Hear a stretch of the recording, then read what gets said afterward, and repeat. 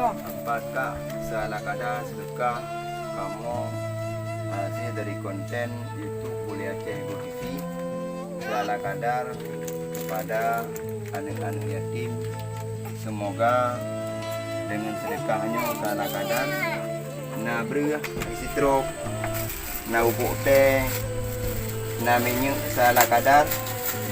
Semoga begitu merasa lihat anak yatimnya walaupun ubud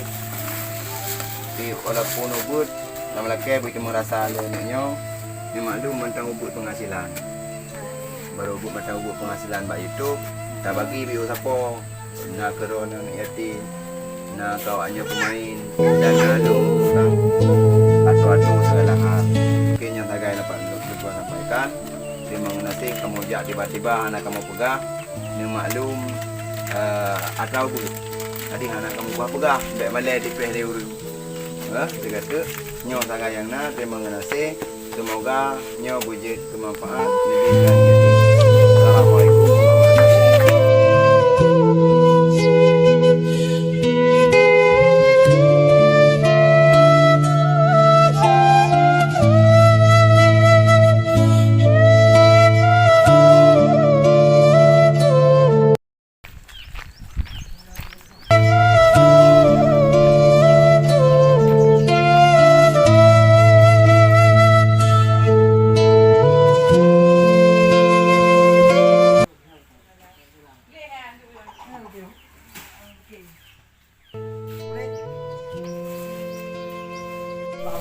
tiga nyo yang berarti dari kamu lahirlah kamu cukup lamanya untuk berarti segalanya bermanfaat kita berarti bahan itu aku ada seru begini akan aku minggu nak baju hati yang punya yang kena dari kamu yang laki buat lah rezeki itu ke ini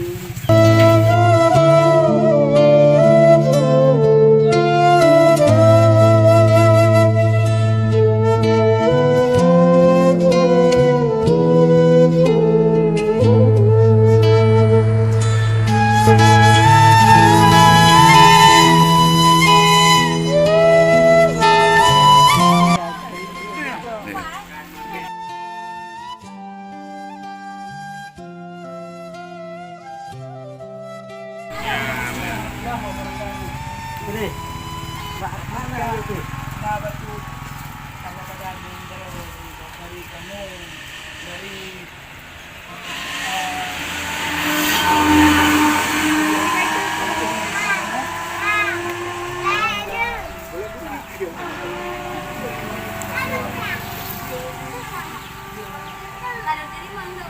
Assalamualaikum warahmatullahi wabarakatuh.